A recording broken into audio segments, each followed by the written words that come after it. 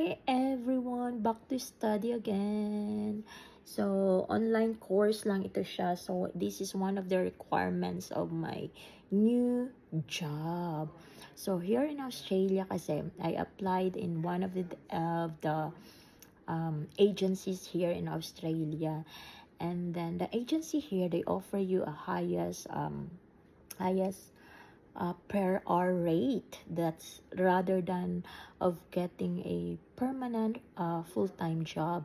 But the thing is with the they call it casual.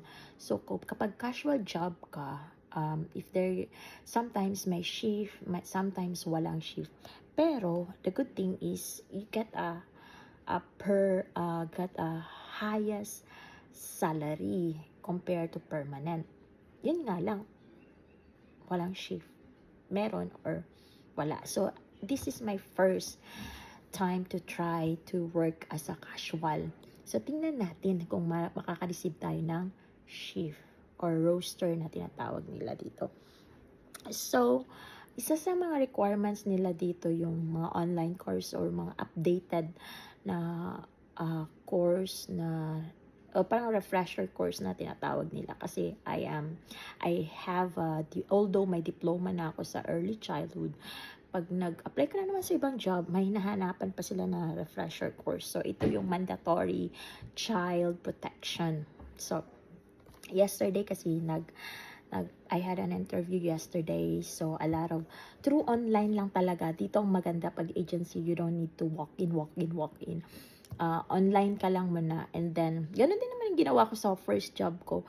Sa first job ko, nagpasa lang ko through online, and then they call me, and then after that, induction, and then after that, hire ka na. But this time, yung sa agency, they're gonna call you, you're gonna do the video call and ask you a lot of questions, and then after that, they require you to download the apps, because they have their apps where you can submit your documents, yung mga kailangan nila na mga IDs, and then yun, tapos doon mo rin makikita kung may shift ka na, kung may mga roster shift ka na sa work, at kung saan ka itatapon. Charot.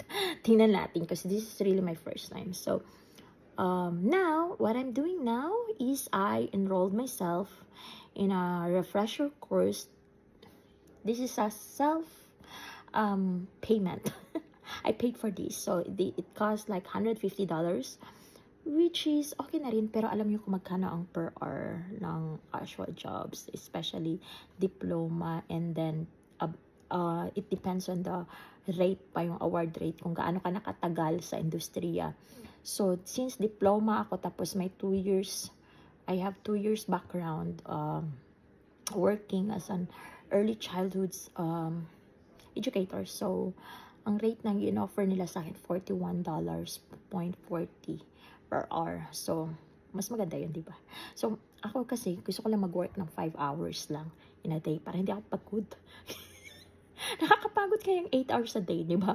So 5 hours, okay na yan, survive na yan. Charot lang sa aaral na tayo. Update ko kayo next.